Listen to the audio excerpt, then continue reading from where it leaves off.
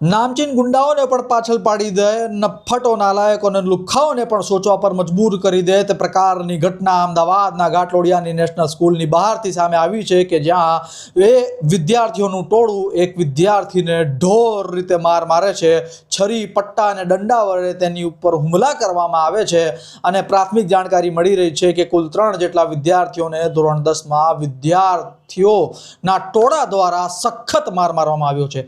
7th day સ્કૂલની ઘટના હજુ તો જૂની પણ નથી થઈ ત્યાં અમદાવાદના ઘાટલોડિયાથી આ ઘટના સામે આવી છે કે જેમાં ધોરણ 10ના વિદ્યાર્થીઓએ 3 જેટલા વિદ્યાર્થીઓને ઢોર માર્યો છે।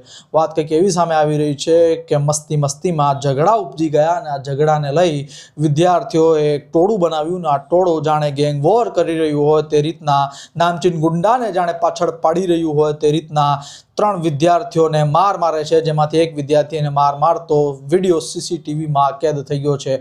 નેશનલ સ્કૂલની 100 મીટરની અંદરમાં જ આ ઘટના બનેલી છે તેવી હાલ પ્રાથમિક વિગતો સામે આવી રહી છે। તેને લઈ FIR પણ દાખલ કરવામાં આવી છે, ગુનો પણ દાખલ કરવામાં આવ્યો છે અને ગુનો દાખલ કર્યા બાદ ઘાટલોડિયા પોલીસ દ્વારા રાઉન્ડ અપની પ્રક્રિયા પણ શરૂ કરી દેવામાં આવી છે। આ જે ઘટનાઓ બની રહી છે તેની પાછળ તમે કોને જવાબદાર માનો છો?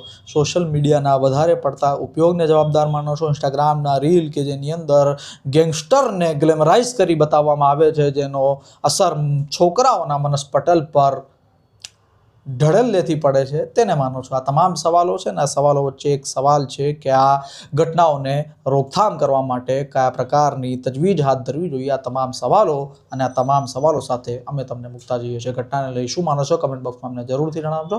કેમેરા પર્સન મોઇન કાઝી સાથે, ટાઈમ્સ ઓફ ગુજરાત બ્યુરો।